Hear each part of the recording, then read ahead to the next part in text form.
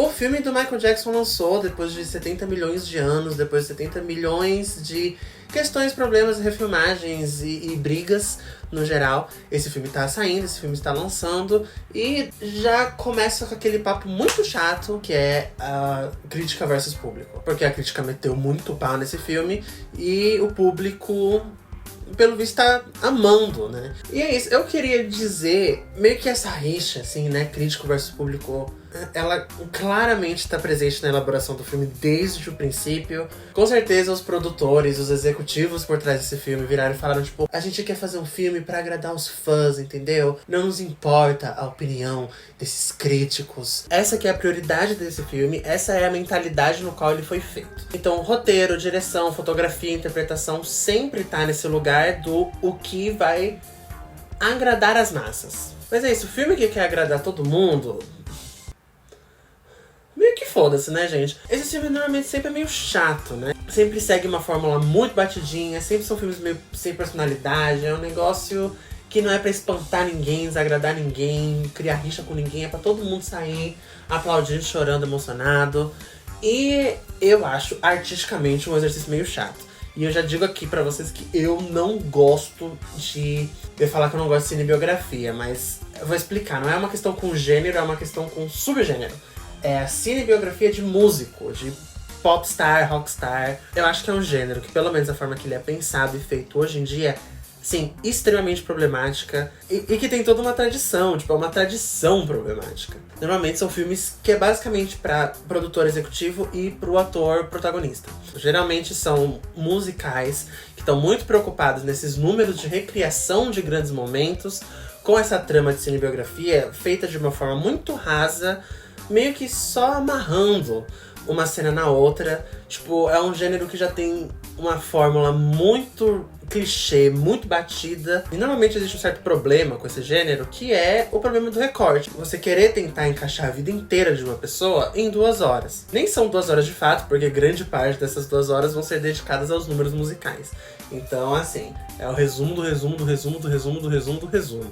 Mas pelo menos esse filme do Michael Jackson, ele tem o acerto que é de escolher um recorte. O filme inicia com toda a era do Jackson 5, mas passa meio rápido. O foco da história é basicamente entre o Off the Wall e o Thriller. E assim, não é à toa que Off the Wall, Thriller, com o epílogo em Bad, você pega a era de ouro do Michael Jackson. Oi, Yara do futuro que tá montando aqui. Ai, gente, esse cenário é tão mais bonitinho do que só, tipo, o meu guarda-roupa.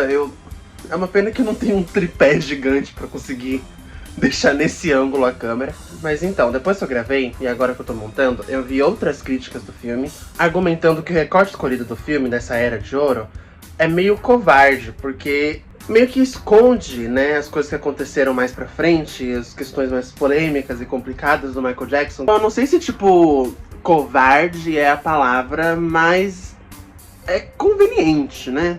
E também existe um recorte de trama. Qual é o foco narrativo dramático deste filme? É a questão com o pai. É o grande foco do filme e é a melhor coisa que o filme tem a oferecer. Tipo, o filme ainda tem vários problemas dessas cinebiografias que ele meio que flerta com outras questões da vida do Michael Jackson, sem entrar de fato. Ou seja, é um filme que retrata bem toda a questão dele com o pai, e existe um arco dramático bem hollywoodiano, bem jornada do herói, envolvendo essa questão com o pai, mas ele é muito raso em todos os outros assuntos. O Common Domingo, que faz o Joe Jackson, ele é de longe o melhor ator desse filme, assim. Junto com o Juliano Valde, que é quem faz o Michael criança.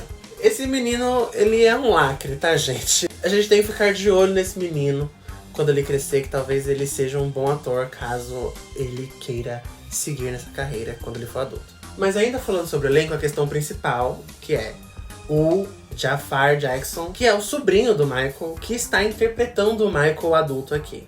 Assim, vamos pôr todas as cartas na mesa. Esse casting é, assim, o ápice do ápice do ápice do ápice do nepotismo.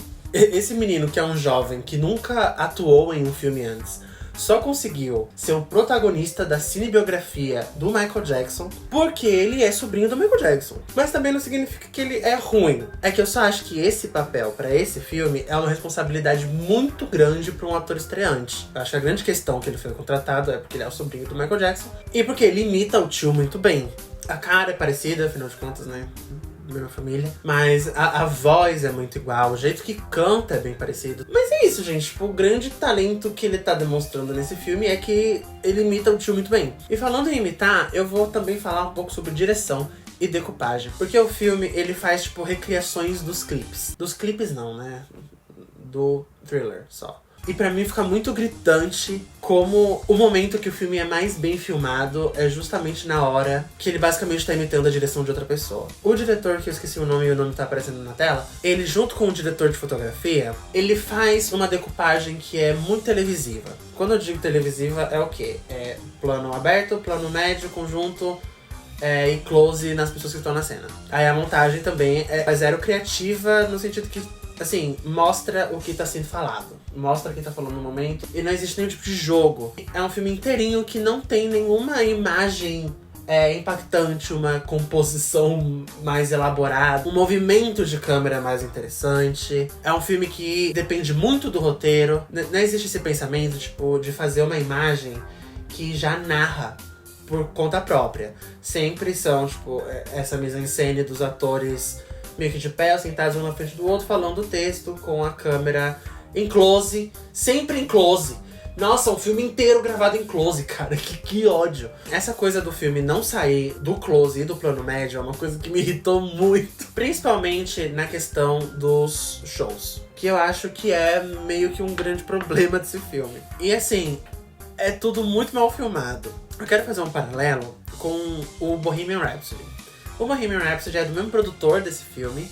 E o Bohemian Rhapsody meio que virou um bicho papão, assim, né? Meio que o grande exemplo de filmes, né? De cinebiografias de músicos que é ruim e formulaica e chata. Vocês devem lembrar que os últimos 20 minutos, o grande clímax daquele filme é uma recriação muito chata da apresentação do Queen no Live Aid. Mas aquele filme pelo menos tinha uma certa noção de que como ele tá recriando uma coisa milímetro por milímetro no cinema, então ele tem que filmar de um jeito que seja cinematográfico. Existem formas que aquele longa filma, aquele show, que são interessantes. Tentar fazer algumas imagens legais, assim, pra ter algo a adicionar nessa experiência. E esse filme também tem o grande clímax dele como um show, que é o último show do Jackson 5 da turnê lá do Victory Tour. Só que o diretor, que eu esqueci o nome, ele filma de um jeito tão chato, porque é sempre assim, tipo, close no rosto do Michael, close no pé, plano médio traveling, tipo, acompanhando o movimento, e close na figuração.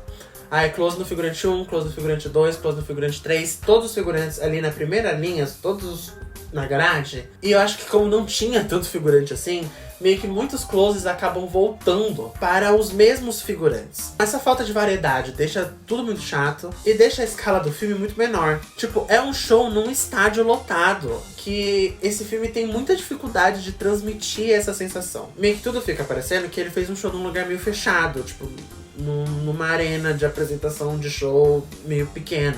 Porque, né, a grande realidade é que essa cena foi filmada num lugar meio fechado. Foi filmada num estúdio. Provavelmente não tinham tantos figurantes assim, não sei porquê. E às vezes aparece um plano aberto de CGI do estádio lotado. Mas aí é uma questão do diretor, vou botar no cu do diretor porque a culpa é dele. Ele não fez um trabalho convincente o suficiente pra fazer com que essas cenas filmadas no estúdio convençam enquanto uma apresentação num estádio aberto.